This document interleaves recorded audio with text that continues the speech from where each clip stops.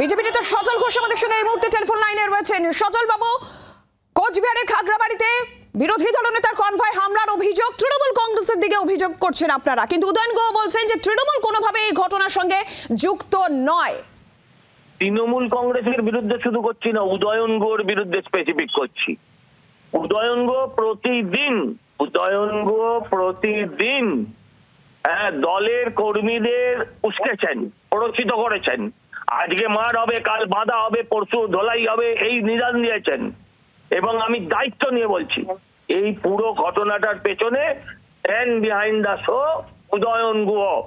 উদয়ন গুহ যেন মনে রাখে যে তাকে কলকাতা শহরে পা ফেলতে হবে। যেখানে পা ফেলবে সেখানে ওনার পা বাঁধিয়ে রাখা হবে। সেখানে ওনার বেঁধে রাখা হবে বলিনি, কিন্তু বাঁধিয়ে রাখা হবে বললাম। যেখানে পা ফেলবে সেখানেই চাকা লাগবে, এত তাপ থাকবে। এগুলো যেন উদয়ন গুহ মনে রাখে যে সময় কারো চিরকাল এক কারোর যায় না, সময় কাহারও চিরকাল এক নাই যায়। এটা মনে রাখে যেন উদয়ন গুহ। ও ওই কোচবিহারের ভেতরে আছে থাকুক, ওর নিজের দিনাটার ভেতরে আছে থাকুক, বাইরে বেরোলে যেন একটু বেশি পুলিশ টুলিশ নিয়ে বেরোয়, এটা মনে রাখবে। কারণ জনগণ খেপছে, আমরা কিছু করবো না, আমরা তো এই ধরনের বিশ্বাস করি না, কিন্তু জনগণ খেপছে। জনগণ যখন এদেরকে রুখে দাঁড়াবে তখন সেটা কিন্তু অত্যন্ত ভয়ঙ্কর হবে, এটা যেন মনে রাখে। সজল বাবু, একটু আপনাকে সঙ্গে থাকতে বলছি।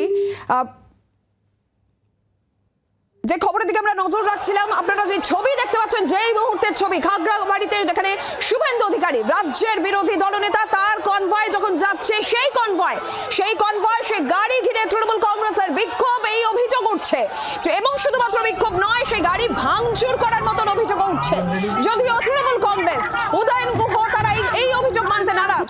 তৃণমূল কংগ্রেস এই ঘটনার সঙ্গে যুক্ত নয়। অন্যদিকে বিজেপি আইন শৃঙ্খলা অবনতির কথা বলছে, আইন শৃঙ্খলা পরিস্থিতির অবনতির কথা বলছে। এবং শুধুমাত্র আইন শৃঙ্খলা পরিস্থিতির অবনতি বা তৃণমূল কংগ্রেসের বিরুদ্ধে অভিযোগ তা নয়, একেবারে সরাসরি উদয়ন গুহর দিকে অভিযোগের আঙুল সজল ঘোষের।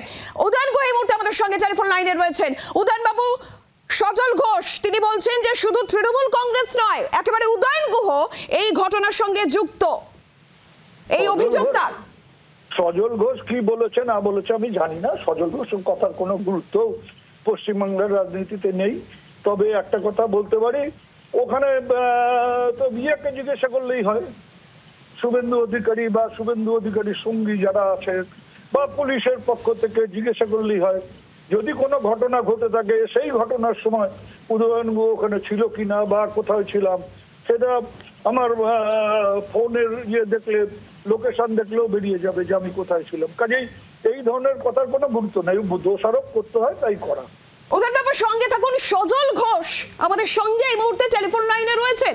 সজল বাবু আপনি, হ্যাঁ সজল বাবু, উদয়ন গুহ আমাদের সঙ্গে টেলিফোন লাইনে রয়েছে। আসামিদের পুরনো মানসিকতা, অপরাধীদের পুরনো মানসিকতা, ফোন রেখে আমি চলে যাব, তার মানে কি আমি সেখানে রয়েছি? সব হিসাব হবে উদয়ন বাবু, আপনাকে আমি ডাইরেক্ট বলছি, সব হিসাব হবে। আপনি, আপনার বাবা একজন প্রথিতযশা মানুষ, আপনি কখনো জীবনে ভাবেননি যে সিপিএম বিহীন রাজ্য দেখবেন। এখন আপনি সিপিএম শূন্য দেখছেন, কালে অন্তরালে একদিন আপনি শূন্য হবেন, এটা নিশ্চয়। যা যা করছেন নিশ্চয়ই বিবেকটা তো আছে, যদি বিবেক যদি থেকে থাকে জানেন আপনিও কাল শূন্য হবেন। এর প্রত্যেকটার হিসাব হবে। আমি আপনাকে দর্থহীন ভাষায় বলে গেলাম, জনতার আদালতে বিচার হবে। সব বিচার আইনের হাইকোর্টে, সুপ্রিম কোর্টে হবে না, কিছু কিছু জনতার আদালতে হবে। জনতার আদালতে হচ্ছে বলেই তো, হ্যালো না, জনতার আদালতে সিপিএম আমলেও এরম অনেকবার জিতেছে। বলে যে জনতার আদালতে সিপিএম এরম অনেকবার জিতেছে। বললাম তো জনতার আদালতে হচ্ছে বলেই তো এইরকম অবস্থা হচ্ছে। আপনারা যা খুশি বলবেন, যা খুশি করবেন, আর মানুষ খারাপ কথা এই রাজ্যে এই মুহূর্তে কেউ বলে না, আমি দায়িত্ব নিয়ে বলছি। আপনার থেকে খারাপ কথা, আপনার থেকে অসভ্য কথা এই কল্যাণ বলতো, দেখুন কালকে থেকে বলছে আমি আর নেই, আমি আর নেই। একজন মহিলা সাংসদ বলছে শুয়োর। আপনাদের কি ইজ্জত আছে আপনি আমায় বলুন তো? মুখ বুঝে সহ্য করবে এটা ভাবেন কি করে? না, মুখ বুঝে আপনিও যেমন সহ্য করবেন না, বিরোধীরাও সহ্য করবে না। ভবিষ্যৎটা একটু ভালো করে ভাবুন, একটু ভালো জ্যোতিষী দেখিয়ে নেবেন, ভালো জ্যোতিষী দেখিয়ে নেবেন, আমার ভবিষ্যৎ তো আমি প্রায় শেষ করে নিয়ে এসেছি। আপনার বয়স আমি জানি আপনার ভবিষ্যৎ শেষ। আমি জানি, এটা বলতে হবে না। বললাম যে আপনার ভবিষ্যৎ নিয়ে আপনি ভাবুন।